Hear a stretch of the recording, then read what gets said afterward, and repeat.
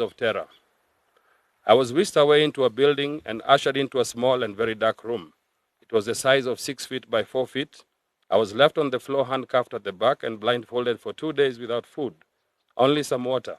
That was People power, Higher power. people power, Higher power. people power, Higher power. Who are the people? We are the Who people. are the people? We are the people. People power, Higher power. people power, Higher power. Who are the people? We are the people. Who are the people? We are the people. Who are the people? We are the people. A luta continua. sorry. Viva Bob Njagi, viva. Viva! Viva Bob Njagi, viva. Viva!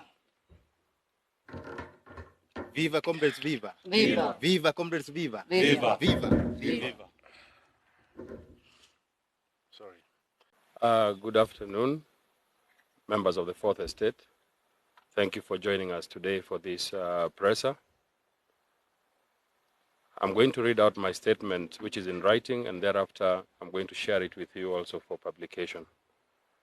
The title is Bob Njagi, Kitengela 3 Press and Public Statement on Recent Abductions. Revolutionary greetings. I take this opportunity to welcome members of the mainstream media and social media fraternity as they cover this press and public statement for the victims of state abduction, commonly referred to as the Kitengela 3, namely Bob Njagi, Longton Jamil, and Asley Longton. Today, Wednesday, the 9th of October, marks 20 days since our release from abduction and forceful detention without trial. During these few days, we have been undergoing medical treatment, both psychosocial support and physical examination in various health centers, hence the prolonged silence since our release.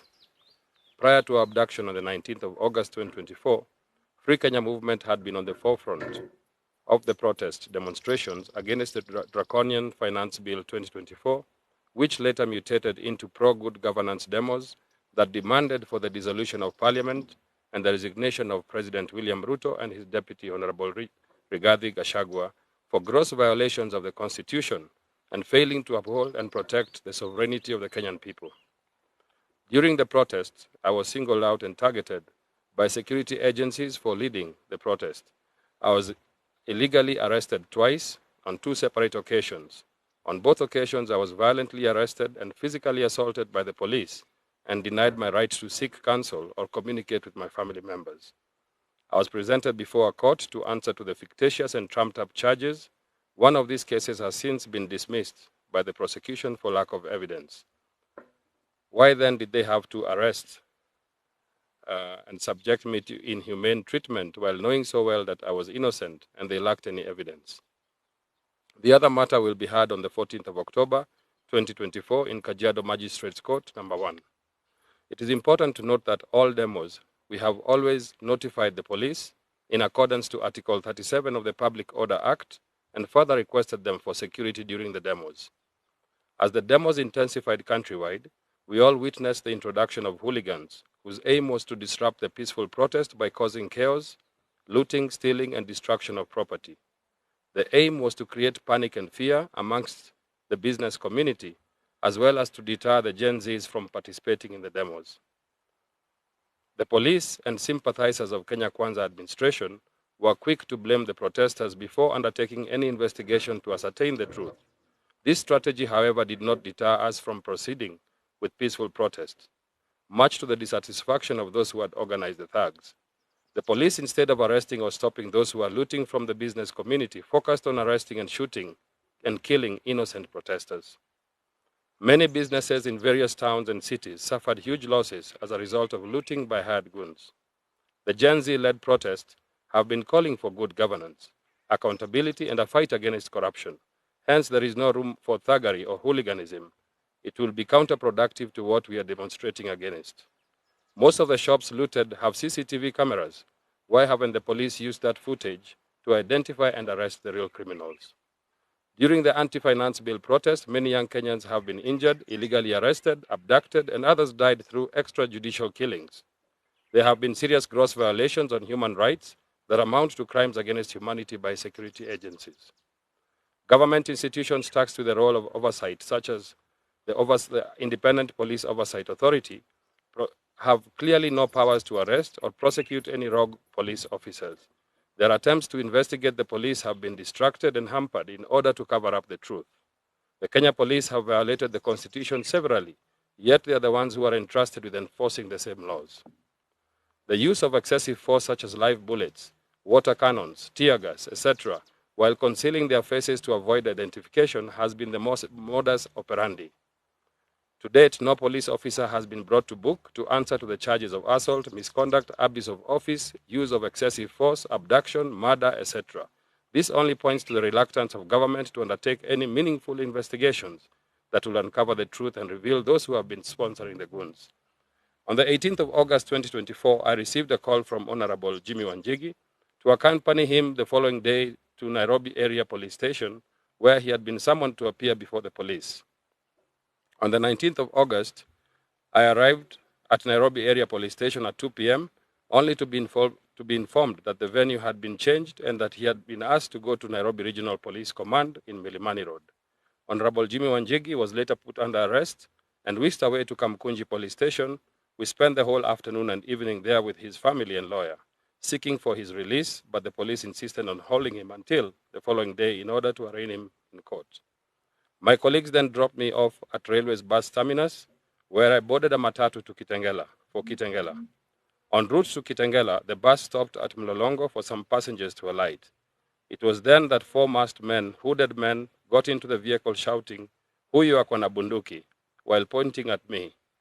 I was immediately alarmed by this assertion, and upon realizing what was happening, I shouted my name, Bob Njagi, and informed all the passengers that I was being targeted because of the demos. The officers shoved me out of the bus forcefully while assaulting me with kicks, blows, slaps, jacking me off my feet, and carrying me shoulder high into an awaiting white car. The officers had cautioned other passengers not to take any photos or videos. However, some passengers managed to secretly record the incident. Inside the white vehicle were 5 men, 2 in the front and 3 at the back. We drove for close to 1 hour, while all the time I was assaulted until we came to a sudden stop. I was then blindfolded and handcuffed at the back and moved into a second awaiting vehicle that had 4 men. 2 sat at the back on either side and 2 at the front. We drove for complete silence for another 30 minutes until we arrived in our destination. 32 days of terror. I was whisked away into a building and ushered into a small and very dark room. It was the size of 6 feet by 4 feet. I was left on the floor handcuffed at the back and blindfolded for 2 days without food, only some water. That was People power. Higher power. People power. Higher power. People power. Higher power. Who are the people? We are the Who people. are the people? We are the people. People power. Higher power. People power. Higher power. Who are the people? We are the people. Who are the people? We are the people. Who are the people? We are the people. A luta continua. sorry. Viva Bob Njagi, viva. Viva! Viva Bob Njagi, viva. Viva! Viva comrades, viva. Viva! Viva comrades, viva. Viva! Viva. Viva. Sorry. 32 days of terror. I was whisked into a building and ushered into a small, very dark room. It was a size of 6 by 4. I was left on the floor, handcuffed at the back, and blindfolded for 2 days without food. Only some water that was administered occasionally by one of the men. On the 3rd day, the handcuffs were removed from the back side, and my hands were cuffed on the front side. I was then moved into another room. The second room had a small withered mattress and a blanket. This is where I stayed locked up, handcuffed, blindfolded for the next 30 days. The room was completely sealed with no light during the daytime or nighttime. The only human interaction I got was when the door would be opened twice a day. In the morning, they would open and hand me a cup of tea while removing the waste bucket and replacing it with another one. During lunch hour, I was served with a meal that would barely keep me alive. The food was unpalatable, but I forced myself to eat in order to get some strength and to live to see another day, hoping and praying that God would rescue me from this ordeal. My health depreciated very fast and lost a lot of weight. I was dehydrated and lost a lot of weight during the 32 days of abduction. Once a week, I would be led blindfolded into a room where I showered for 10 minutes before returning back to my cell. I was held incommunicado throughout my abduction and denied all freedoms and rights enshrined in our Constitution. the right to a fair trial, freedom of association, freedom of speech, freedom from torture, and freedom from abduction. On September 20th, 2024, at about 12:30 a.m., 2 men came to the cell and asked me to get up and get dressed. I was then taken outside the building into an awaiting vehicle. They removed the handcuffs and replaced them with plastic tie knots, but I remained blindfolded. We drove around the vehicle for about 30 minutes in complete silence. Finally, the car stopped and one of the men informed me that they were going to release me, gave me some money, 400 shillings for bus fare, and removed me from the car. They asked me to sit on the ground and to remain there until they left. I heard the doors shutting and the cars speeding off. By the time I removed my blindfold, they had already disappeared into the dark. I stumbled on my feet and started walking without knowing where I was. In about 15 minutes, I got to Tigoni police station. It was there that I reported the matter, which was booked in the OB. I requested the officers to contact my family, which they did. The OCS Tigoni police station arrived at about 2 a.m., where she asked me to write a statement. I complied, and later my family members arrived, picked me up, and took me home. I have since been recuperating, healing from this horrific experience. I wish to take this opportunity to extend my heartfelt gratitude and thank all Kenyans of goodwill who have prayed, lobbied for our release from abduction.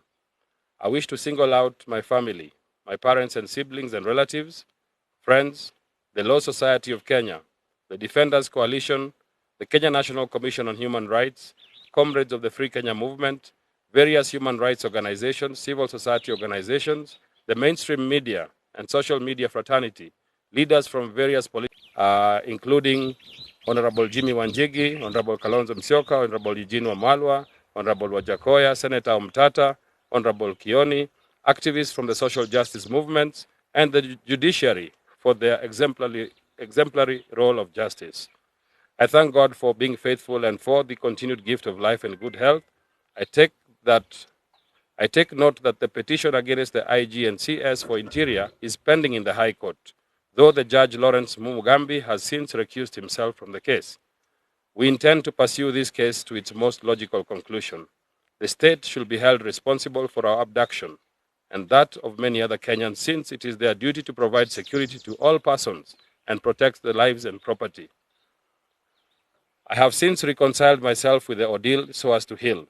I have since forgiven my captors and asked God to forgive them too. I, however, will pursue justice and plan to sue the government for this ordeal in order to stop any other such abductions. I call upon this government to immediately put an end to all cases of demonstrations from the year 2023 to 2024. Furthermore, we call on the government to recognize and compensate families who have lost their loved ones during these protests as a sign of goodwill, honor, and respect. My spirit is more emboldened, my heart is more fortified, my body is more resilient, and my mind is more focused. I shall continue to lobby for good governance and accountability. I remain to be a strong voice for the weak, the marginalized in society, more so persons with disability, orphans, and widows. Since the 2018 Finance Bill, we initiated the Free Kenya Movement as an alternative platform through which we would lobby for social justice, constitutional reforms, economic and political reforms, and have engaged in several legal battles challenging bad laws. We have been and continue to collect signatures from registered voters in order to initiate a people's dialogue, otherwise known as a referendum. You can access the referendum and signature collection portal on www.freekenya.co.ke or www.freekenyasignatures.com. End of statement.